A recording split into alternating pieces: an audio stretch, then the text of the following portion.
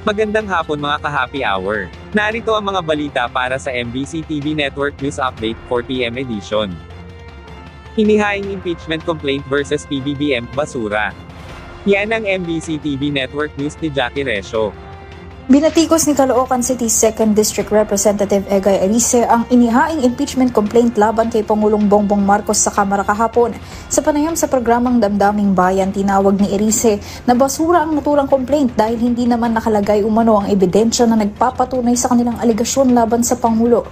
Kaya pinagdududahan ni Erice ang tunay na layunin ng paghahain ng impeachment laban sa Pangulo dahil posibleng hakbang lamang ito para ipatupad ang one-year bar rule kung saan wala nang iba pang makakapagsampa ng impeachment complaint. Kami kailangan konsultahin. Okay. Nakita ko po, nabasa ko yung complaint, ito po very general. Okay. Tapos wala pang mga ebidensya.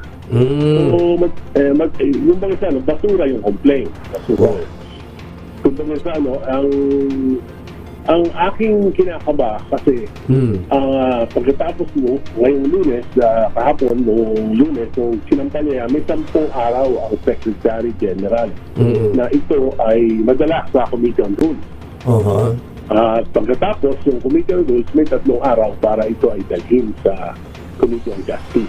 Okay. So pagka ito nagawa ng madalian, kung halimbawa ngayon ay lagay na sa Committee on Rules, tapos sa Lunes, pag i-convene yung Committee on Rules, so ibig sabihin, ma-refer sa Committee on Justice, wala nang ibang impeachment complaint na sa Pangulo for 1 year.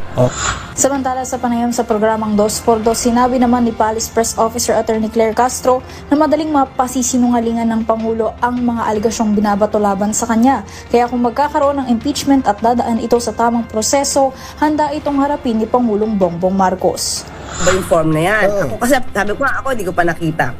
So kung papasok man at pag-uusapan na talaga yung substance nito, even before naman, Jerry, itong issue na to, matagal na namin itong napag-usapan. So kung yan ang mga grounds nila, madali naman itong mapasinungalingan. Madali itong mapasinungalingan ng Pangulo. Pero kung dadaan sa proseso talaga to, igagalang to ng Pangulo. Para sa MBC TV Network News, ito si Jackie Resio ng DZRH, una sa Pilipinas, una sa Pilipino.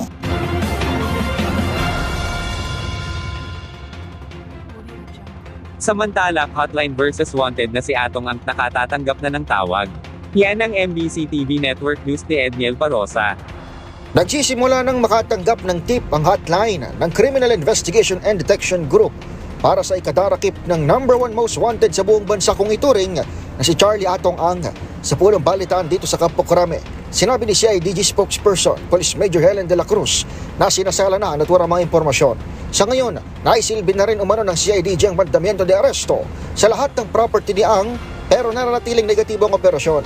Sakali namang may caller ang CIDG na makapagtuturo sa tamang lokasyon ni Ang, matatanggap nila ang reward ng DLG na abot 10 milyong piso. Nagbabala ang otoridad na maparurusahan ng mga prank callers at mga magbibigay ng peking impormasyong maglilihis ng manhunt sa akusado. Nabigyan ng mga information at ito ay binavalidate ng aming Intel Division.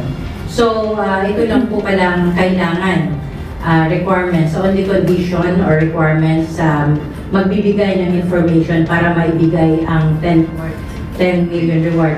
The SIM card lang na ginamit niya. No more questions asked. Sa 22 ipinarasto ng korte sa Laguna at Batangas dahil sa pagkawala ng higit sa 100 sabongero mula 2021, 21 na ang hawak ng CIDG. Nanindigan naman si De La Cruz na naratili pa sa bansa si Atong Ang na akusado sa kidnapping with homicide.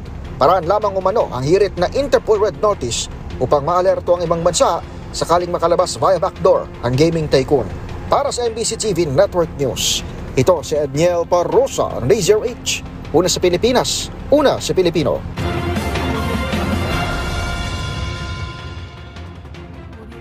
Sa iba pang balita, super dry at super wet season posibleng isama sa climate cycle ng Pilipinas. Isinusulong ngayon ang pagsama sa tinatawag na super wet at super dry season sa climate cycle na babantayan sa ating bansa. Ayon kay Climate Change Commission Senior Commissioner Albert de la Cruz, hindi na lang panahon ng tag-init at tag-ulan ang umiiral sa bansa na naobserbahan sa mga nakaraang taon. Sinabi ng opisyal na bukod sa dry and wet season, dapat na ring ikonsidera ang super dry at super wet season para sa pagbuo ng mga pulisya na may malaking impact sa pagtugon sa problema ukol sa panahon.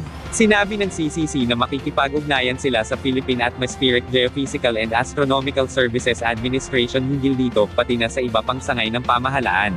Kung dati raw kasi ay karaniwang baha lamang kapag tag-ulan, may mga pagkakataon ngayon na buong buwan ang binabaha ang ilang parte ng bansa, habang kapag tag-init naman ay talagang sobrang natutuyo ang lupa ng mas mahabang bilang ng mga araw.